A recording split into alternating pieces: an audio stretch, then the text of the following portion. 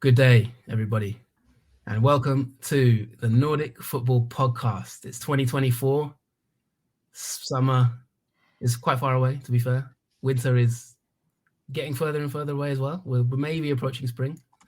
And it's one of our first episodes of the 2024 season, depending on how you look at the season review, whether you consider that to be last year or this year.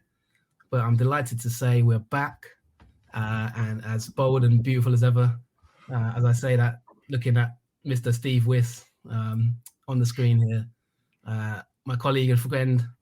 We're heading into our, this is 8 years, maybe nearly now. It's going to be season 8. Yeah, I don't know how many episodes. We must be knocking on the door of 200. You reckon? Possibly, but let me do the intro first before you start butting in. Mr. Steve Wiss, how are you today, my friend? I am well. I am pretty well. Like I was saying to you off air, I've been involved in my local pool league tonight.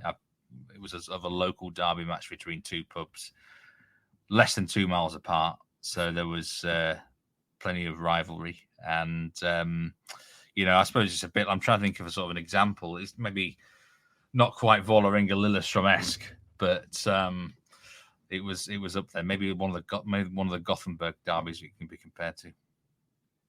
Yeah, and I heard that you were triumphant in the end, but it reminds me of sort of Dundee United against Dundee, or in Argentina, you've got sort of Racing and Independiente, isn't it? They're like the two stadiums across the road from each other, pretty much. So yes. that sounds like the two pubs you described there. Sounds very, very sort of derby-esque. Are you feeling quite happy after that? I am. I won both of my individual games. The team won. I'm the captain of the team, naturally. Had a good battle, and this is what I get up to in the winter, mate. I'm every Wednesday night in my local pool league, and you're right. Summer is still a bit far away. Summer's far away. Spring is coming, and the new seasons in Allsvenskan and Eliteserien, of course, are a couple of months away now. We're in the winter break. There's been a lot of transfers, a lot of things going on, but we're bringing you this episode because we've got European football to consider. So we're just having a little Conference League and sort of European preview. Two teams in Norway are involved, and we thought, listen, why don't we bring you a short episode just to remind you that we still are out there, we still exist, give you a bit of content, and talk about these games coming up, because they're very big games for the two teams involved. And as you say there, Steve, Mr. Captain, leader, legend, you're the man who's going to sort of talk to us about these two teams and the games. So we'll get right into it, really. And we plan to sort of bring you more information about, our season plans and what we're going to do this year, and any changes to our content, and also things like season previews, and talk about that in later episodes. We will also plan to talk about transfers. Behind the scenes, we're also working on one or two guests. A few emails have gone out. So if you're listening to this and you've got a suggestion for a guest, or you've got a contact who might want to join us in the episode, you can email us. Our email's on our bio on Twitter /X, and you can follow us at Nordic Footpod, or you can find us on YouTube, and also you can find us on Spotify and Apple iTunes, wherever you get your podcasts. But Steve, we've got two games to look at, so I'll just look at the slate for you. We've got two Europa Conference League games in the round of 32. Obviously, European football returned this week. Real Madrid and Man City played in the Champions League, among others. And the two games we've got, Steve, are Molde against Legia Warsaw from Poland, and we've got Ajax against Bodø Glimt. Two massive games, qualification at stake. Both teams are sort of, they've had a few months now with no game. So, Steve, let's just talk about what's happened since our end of season review, which, if you haven't listened to it, go back on Spotify. We've got a full end of season review for both Norway and Sweden. You can listen to that. But what's happened since then, Steve, for these two teams?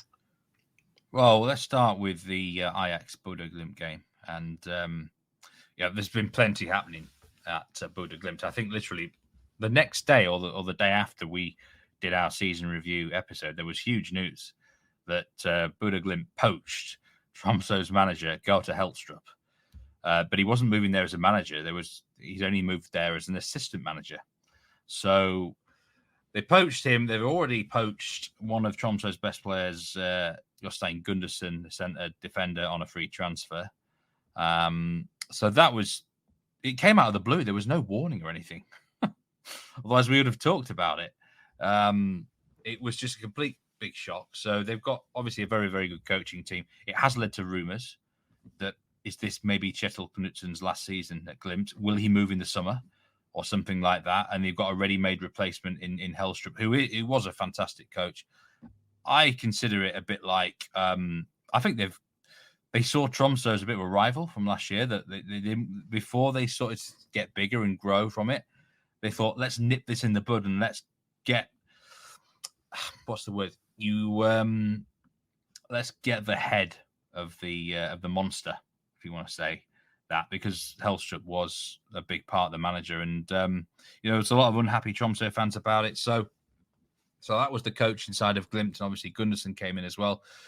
Some players that they lost. Faris Mumbanya went to Marseille for €8 million. He scored his first goal for Marseille, and my God, do Marseille need him at the moment? They're a bit of a sinking ship, but Mumbanya is good to see him on the score sheet there. And Armel Pellegrino has recently gone to MLS over in America there. It was kind of an expected move. It was a surprise that he lasted the whole transfer window in January. But it was always kind of a possibility when the MLS window opened, this would happen. So just £250,000. It's a nice little buy for San Jose there. As a replacement, though, Glimt have gone big. Jens Petter Horg is back. Before we get onto the replacements, just quickly on Pellegrino, quite emotional scenes, actually. I saw on Twitter he did an open letter. There was a lot of kind of sadness, it seemed, around the transfer, sort of heavy heart. I think he said something along those lines about having to leave. Let's talk about his legacy and what it means for him leaving before we get onto the incomings. And in terms of the incomings, they are bringing the band back together, aren't they, I think? But let's talk about the departure of Pellegrino and how big an impact that is, not only on this game, but in potentially looking ahead to the season. Yeah, I'm not going to lie. I was a little bit sad myself to see him go because he's been brilliant. He's been one of the best technical players in this league that I've ever seen. His overall record at Glimt, I think, is 76 goals, 41 assists from 120 appearances. I mean, that's phenomenal, isn't it? There was many times that I think you looked to a game and it wasn't happening for them, but you just knew that give the ball to Pellegrino, he'll find a way to get him the win. And a brilliant signing, actually, because, yes, he'd had a good season at Kristiansund, but to move from there to a champion is, I think, kudos really to Glimt for it. I mean, he's not like he was a spring chicken either, by the way, when he moved to Glimt. He was like 31, I think. He's going to be 34 in June. So I think it's one of those where, at the end of the day, he can't resist one last decent paycheck in MLS, a new challenge to his career. He's really achieved everything now at Glimt, hasn't he? And those legs were getting a bit older, and I think Glimt's style actually probably in a way might suit them now that they brought some of the younger players back, which we're going to talk about in a minute. But a hell of a legacy for Pellegrino, and he is someone one day I would love to interview just to hear about his time in maybe when his career's finished in Norway, because I think there's a lot of interest, not just at Glimt, but the other clubs he was at. Yeah, and without wishing to denigrate certain news outlets in the States, I quite enjoyed the Mercury News title of their transfer headline. Quakes signed breakout Norwegian player to replace homegrown winger Cal. I was thinking breakout, and then the first paragraph it says he's 33. So I mean, I don't know what's considered a breakout, but I mean, a veteran in the Mercury News must be about 65. So no, but good luck to Pellegrino. Like you say, I remember last season some of the goals he pulled out of the bag that we posted on. I tell you what, Jonathan, I was talking about MLS on a show recently, and I noticed that the San Jose Earthquakes are 66-1 to win MLS. Right? Now, I don't know much about them, but I think I'm interested to back them because there won't be. I think there's only one player that I guarantee is a better technical player in MLS than Pellegrino, and his name starts with Lionel. So more technical than Suarez. Well, he's so good technically. You're gonna get. I know one player that I can guarantee, and that's Messi. Like, I'm telling you, if you offered me odds for goal of the season and Messi, if Messi wasn't in the league, Pellegrino would win it. He would. He'll score some for the Lazzos. We'll find out. We'll soon find out in the MLS season. I can imagine. I'm a Quakes fan now. I've got to be, right? You'd have to be. So, yeah, but let's move. I mean, in terms of the incomings for Glimt, looking ahead to this game, especially, they've brought the band back, haven't they, a little bit here? Yeah, this surprised me a bit. Jens Petter Holger's on loan from Frankfurt, and Håkon Evjen's come from Brøndby. I think it's fair to say that Hager is the player who's enjoyed a bit more success. At one point, Frankfurt bought him off Milan for 8.2 million. So I don't really know where it's gone wrong for him. He's been around a few clubs. He was in Belgium on loan. Håkon Evjen as well had his moments. And I'll be honest, I never thought they'd be back in Norway this early. Like, never. I thought maybe, 30 plus, you can always end up back in your home country. But, I mean, I feel like these two players, 24 Evjen is, and Jens Petter Holger's 24 as well. I mean, they could be way too good for Eliteserien. I mean, obviously, they might maybe be scarred, and football has changed, don't they? But if it's the original version, and you've got to expect it to be a better version of them now, I mean, they're going to cause absolute havoc. Holger is on loan until the end of December, so they've got him the whole year. They've got an option to buy as well. So that's really positive. And Evjen's come for £2.5 million. So I think there's two really good signings. Also, a player to talk about, Kasper Wartz-Ho. If you remember, he was one to watch last year, actually. And he did well, and then he got injured for the second half of the season for Stabæk. He's actually injured to start the campaign at the minute, but he's basically Mumbanya's replacement up front. And they've also bought in Kjetil Haug, the goalkeeper, on loan from Toulouse, in addition to the Gunderson deal, of course, from Tromsø. Yeah, I mean, what's actually gone wrong with these players? It might be something we need to dive into in a later episode, or maybe in the season preview. Because looking at Jens Petter Hauge, for example, he's only played 18 games in Serie A, 2 goals. Bundesliga 36 games, 2 goals, 2 assists, according to Transfermarkt. I mean, like you said, he's not really. At 24 to be back in the league is a bit of a disappointment, isn't it? Really, considering all the hype, especially remember around the Milan transfer. Sort of £4 million roughly that was at the time, nearly €5 million. I always thought that Evjen maybe was a year too soon, but he left. He left on January the 1st, 2020, so he actually didn't even win anything with Glimt. And I just felt it was a little bit lightweight. But because he went to Alkmaar, I was thinking, anyone can really score goals in that league, can't they? If you don't have to be physically strong in the Netherlands as much. So I thought it'd work out all right. But that Alkmaar team is quite a strong side, they're one of the top 5 in Holland. They always are. It's not the easiest 11 to get in consistently, is it? So I think that's what's gone wrong there. Jens Petter Hauge went to Milan, of course. Now, I don't know what sort of career pathway. He went in August 2021, so he did win a title with Glimt in the COVID year. It was for nearly £5 million. There's no way Milan would have said, you come in here and you straighten the team. Surely they would have said, right, develop here for a bit, probably give you a loan the season after or something along those lines. That ultimately is actually, no, sorry, he left. He actually left Glimt in October 2020. So maybe he would have won a medal somewhere because of his appearances that year. This is the problem. I'm looking at transfer amount now. Both these players have had so many moves since they've left. It's ridiculous, especially Hauge.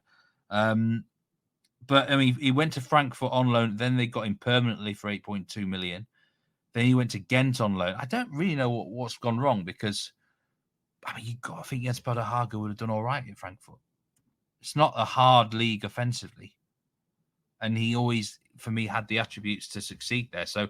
But isn't it mad that he's going from Bundesliga back to Eliteserien?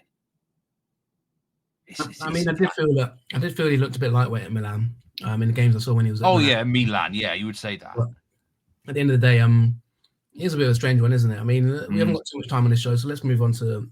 We can talk about. I think that's a talking point we're going to come to again in this season. Certainly.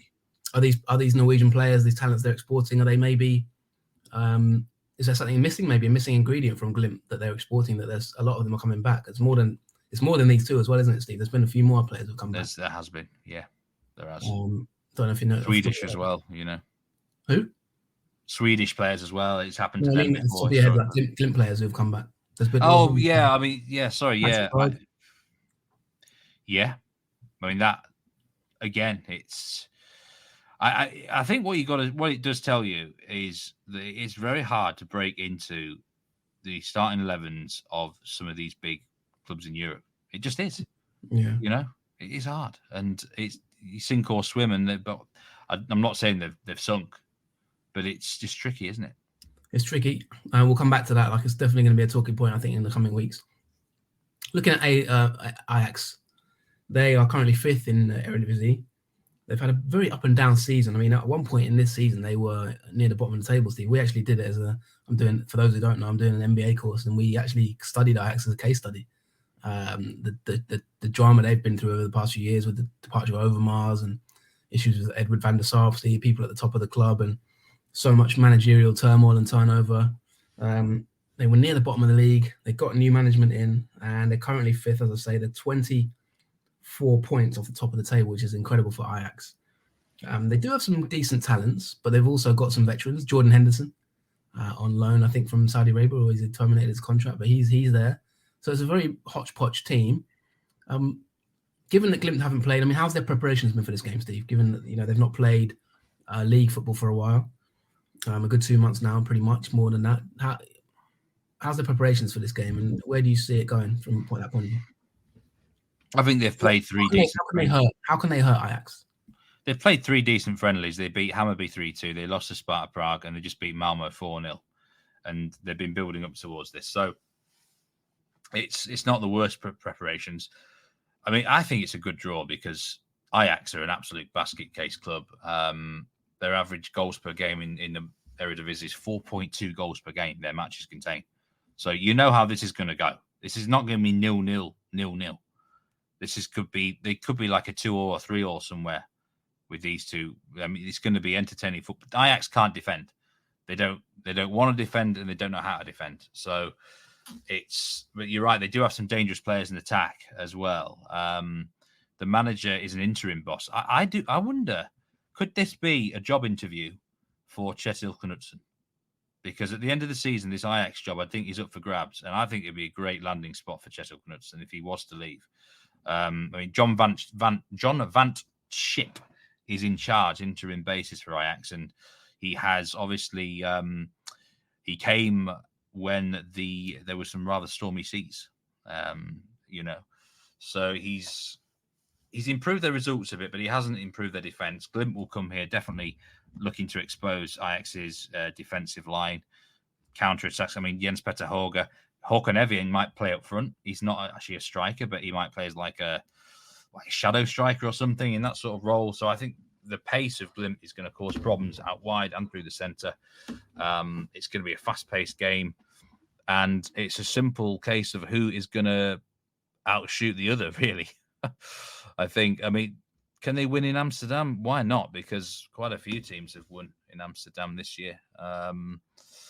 But it is a big advantage, obviously, that Ajax have been playing competitive football in the last, since the winter break. So, and they've got a bit of quality. I mean, Jordan Henderson's there now, isn't he? You've got your likes of Steven Bergwijn, or I think he might be injured, actually, Bergwijn. But I tell you, a player who does impress me, it's Brian Brobry. I like him for Ajax. So I think he can definitely hurt Glimt, obviously. Glimt do have, they're reorganising the defence. Gundersson's come in.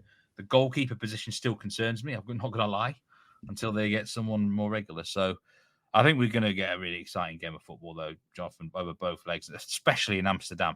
We know it can get quite cold up in the Arctic Circle, potentially. So I think the first leg in Amsterdam might be the better match. Yeah, and Van Schip's got a really interesting backstory for those who look into him. The reasons for going to Ajax, and there's a lot of he's been in Australia. I think he was Greece national team manager. He's got a lot of very interesting backstory to him. If you want to go and sort of look into it yourself, won't go into it here. But Ajax's last couple of results, they haven't done so well. They lost 3-2 at Heerenveen in their most recent game. Henderson did play in that match, and like you say, Brobby is their main striker. He's a sort of a physical powerhouse forward. I think he'll be one to watch. I really like the young centre back Euro Hato. I think he's going to be a top player. Born in 2006, so he's a really young talent. I think that makes him 17. Am I right in saying? Yeah, 17. Yeah, he'll be 18 in March, which is unbelievable to be honest. But that's the Ajax way, really, isn't it? Playing young players. So keep an eye on him. We've got to move on, Steve. So what's your prediction for the tie overall and this first leg? Well, let's be optimistic and let's say the first leg is a 2-2 draw.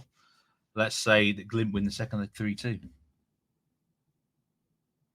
Yeah, and you mentioned goals. I think that's definitely, if you look at Ajax's last handful of games, they're definitely, they drew 1-1 with PSV, who are sort of top of the league. But apart from that, they had a 4-2 against Heracles at the end of January. They had a 4-1 win, they had a 3-2 against Go Ahead Eagles. Like you said, more than 2.5 goals is something that is happening quite regularly for them. But yeah, let's move on. We will talk about that second leg as well. Molde, Steve. Yeah, they're. I think it's a little bit more of a quiet winter for them so far. They've brought in a couple of players, Mats Muller-Dali, who I'm sure you've heard of him from Nuremberg in the Bundesliga, Zwei Bundesliga. Former Manchester United, I believe. Oh, was he? Yeah, I think he's been around the block a bit. Quite a lot of Norway caps down the years. But, and then they brought a few younger players as well. Sondre Granas from Mjøndalen does stand out a little bit. Vladimir Lund was a deadline day signing from FC Copenhagen, a young defender. They're generally, apart from Mats Muller-Dali, they've been signing some younger players. They've not really lost anyone of too much significance. IK in Sweden have actually raided them for Benjamin Tidemann Hansen, who's a big centre-back, and Martin Ellingsen, who I've always rated Ellingsen in midfield, but he's had injury problems. So two really good signings there for IK, which I'm sure we'll discuss towards the season preview times. But it's a fairly settled period for Molde.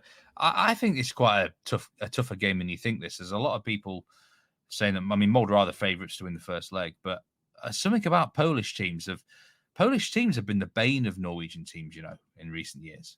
They have a good record against them. I don't know what it is. I've got to be honest. It is a division out of my wheelhouse. I don't watch Polish football.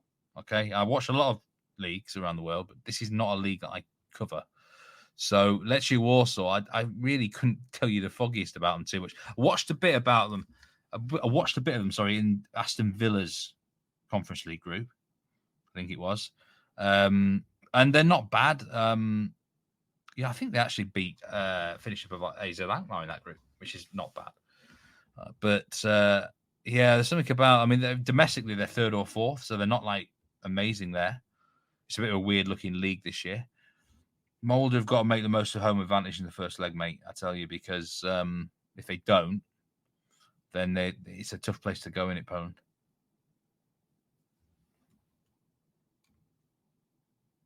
Yeah, and they actually beat Aston Villa 3-2 in the group stages.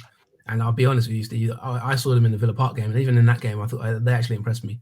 They lost 2-1, but I was quite impressed with some of their players, especially sort of early in the game. I think they faded a little bit. Villa are a tough team playing against a really good manager, but they held their own, I thought, to be honest. And goals from Muki, Vizolek, and actually Muki scored twice. So like you say, it's not a league necessarily that I would say I have a huge amount of knowledge on either. Their last game, they won 1-0 away to Ruch Chortsov. They also beat Dynamo Kiev in a friendly back end of January. Apart from that, they've had a few other friendlies and things like that. I think there's been a bit of a break, hasn't there, since December? You're right. Their own league has only just resumed, I think. Yeah, so they're kind of in a similar situation. I don't know if Buki's still at the club even. I'm not sure if he's been transferred, but I can't see him in the actual most recent matchday squad. So don't know if he's injured or what's going on there. But anyway, he got 2 goals against Aston Villa. So how badly do you think the transfers will affect Molde, Steve, in terms of the departures you mentioned there? And is the managerial situation stable? Do you think they're going to reinvest more?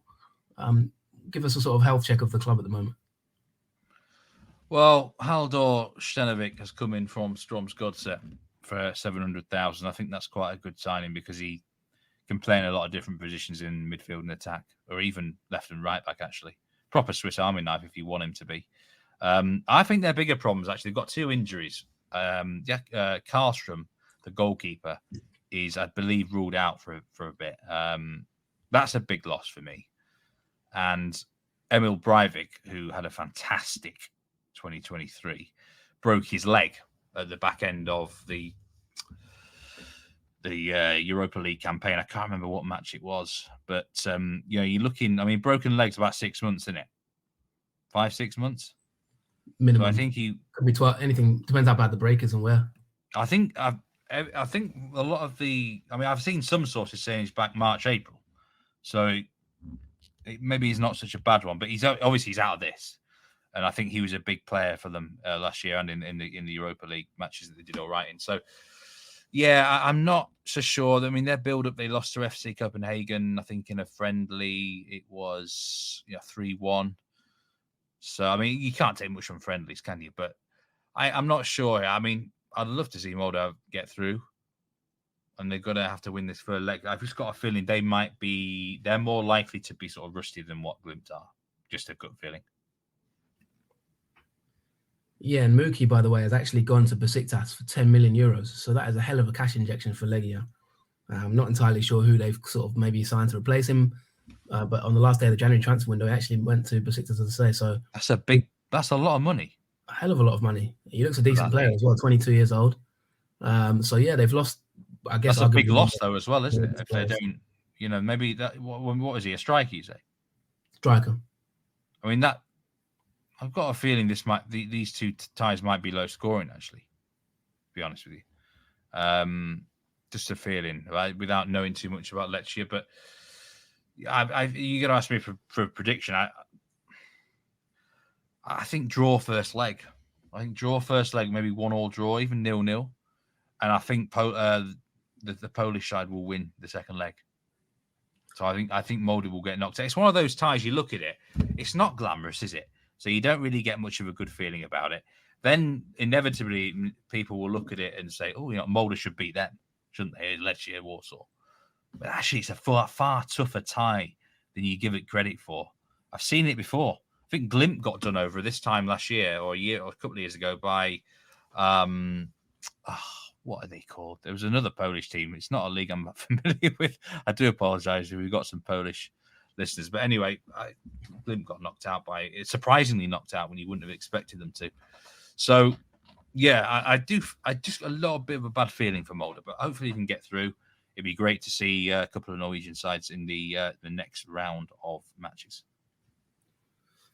So you think Molde might go out in this one? And just give us an overview, Steve, before we go. We've got a few minutes left of the actual structure of the competition. Because we're into the last 32, but it's a bit complicated, isn't it? For those just who need a reminder, because we still have Europa League knockouts, don't we? Essentially, so just give everyone a recap of where these two teams actually are in terms of getting to the final. So this round consists of the teams that finish second in the Conference League groups, and they're playing the teams that finish third in Europa League groups. So it's teams that have dropped down. This is the last year that teams will be dropping down. From next year onwards, we've got a new format for all the competitions. I think it's 36 teams in a league format. There'll be no dropping down, which I think actually will help. Once you're in one competition, you stay in one competition. That's probably how it should be. So, I mean, Glimt, you could argue, maybe had the toughest draw they could have had. I mean, they could have drawn someone like, I don't know, Servette or Sturm Graz or, Olympiacos or someone like that. Maybe that isn't such a great example. I mean, to draw Ajax, so... I mean, realistically, both the Norwegian teams over the 2 legs will be underdogs to go through. Molde are maybe 50-50 with the books, but I actually think that Bodø Glimt have got the better chance. So I disagree with the bookmakers in this instance. But, logically thinking, probably both will get eliminated, but there's always hope, isn't there? You're muted. There is always hope, my friend, and we'll probably leave it there. Hope is a good place to end it. I think Glimt, I'm just trying to look back who they got knocked out by, but I think maybe the clock has beaten us. So I'm going to put that down to your. That's on you, I'm afraid. You'll have to Google it and remind us. on the next show. But that'll do for now. I think it was Lech Poznan, was it? It might have been Lech Poznan, but they're quite a big club, though, aren't they? I think it was someone smaller than them. It was a random team. 2023, so I'm guessing it was Lech Poznan. That was it. They're not a bad team, in fairness, actually, Lech Poznan. I mean, that league table was really weird. There's two teams at the top I've never heard of in my life. Slach Roxclaw, which I think I butchered that pronunciation, and a team called Jagiellona. Yeah, I don't think we need your Polish pronunciations. I think we've learned by now in this episode. We might even title the episode "You Do Not Know." At this point in time, one of those teams is going to be the Champions League qualifiers next year. No point blagging it. Yeah, but no, I think. Listen, there's some big teams in Poland, but there is a lot of up and down teams. So there's been a lot of transfers from Sweden to Poland as well in recent years to some of the lesser known clubs. But anyway, we'll leave it there. That'll be all. We'll be back. And of course, thank you so much to everyone who supported us on Patreon throughout the winter months and for the last season as well, last year. And anyone who's just supported the pod in general. If you want to help, subscribe to our YouTube channel or leave a rating on iTunes or leave a rating on YouTube. It always helps just boost our numbers and boost our sort of like, what's the word? Street cred, I guess. Internet street cred. And the algorithms and stuff. We'd love a comment or anything like that on the pod review. But apart from that, good to hear your voice, my friend, anyway. And hopefully you've enjoyed hearing our voices for this short episode. Football is back in this part of the world, and we'll review the action soon in another show. So take care. Thank you very much. Any final comments, Steve? No, I mean, let's go both of these teams so we can keep... The further they progress, Jonathan, the more that we have to be wheeled out to do these extra shows. So... it would be interesting, wouldn't it? I mean, maybe Glimt go through and got Villa. Imagine that. That'd be interesting, wouldn't it? That would be fun. By the way, just a quick reminder before we go. The games are actually, for those in the UK, the games are on Discovery Plus if you do have that TNT. They're on like obscure channels. I think they're showing every game, to be fair, which is fair play to them. So you will be able to watch that in the UK according to what I've been told. So if you do fancy watching one of those games, maybe seeing how Henderson gets on, then do so. But we'll be back. See you soon. Take care. Goodbye for now. I'm sure Gareth Southgate will be there. Goodbye, everyone.